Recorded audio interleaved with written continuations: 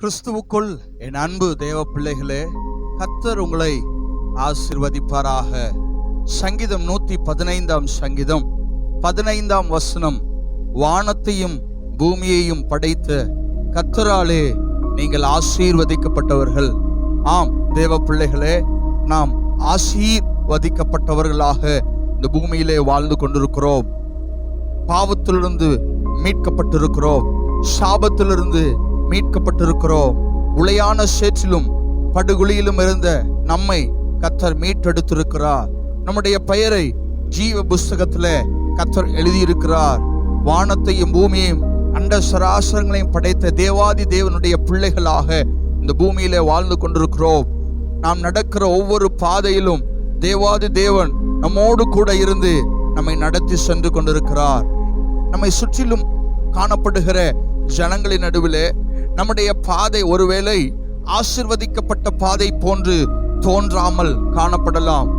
இயேசுவை ஏற்றுக்கொண்டதினால் நம்மை அவர்கள் ஏளனமாக கருதலாம். இயேசுவை ஏற்றுக்கொண்டதினால் நாம் ஆசீர்வாதத்தை இழந்து கொண்டிருக்கிறோம் என்றது போன்று அவர்களுடைய பார்வையிலே நம்முடைய வாழ்க்கையின் காட்சி தோன்றலாம். தேவ பிள்ளைகளே, சோர்ந்து விடாதிருங்கள். ஏற்ற காலத்திலே கர்த்தரால் உயர்த்தப்படும்படி அடங்கி இருந்து கொண்டிருக்கிற நம்முடைய வாழ்க்கை அநேகருடைய பார்வையிலே அற்பமாக தோன்றினாலும் கர்த்தர் நம்மை ஆசீர்வதித்திருக்கிறது உண்மை.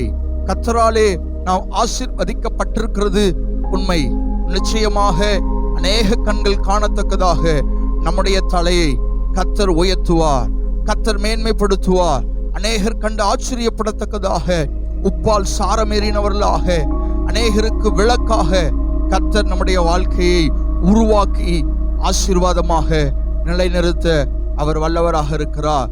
உடைய சிந்தையிலே கர்த்தரால் நான் ஆசீர்வதிக்கப்பட்ட ஜனம் என்று சொல்லி ஆழமாக பதித்து வைக்கும்படியாக கேட்டுக்கொள்ளுகிறேன். கண்களை மூடி நாம் ஜெபிக்கலாம்.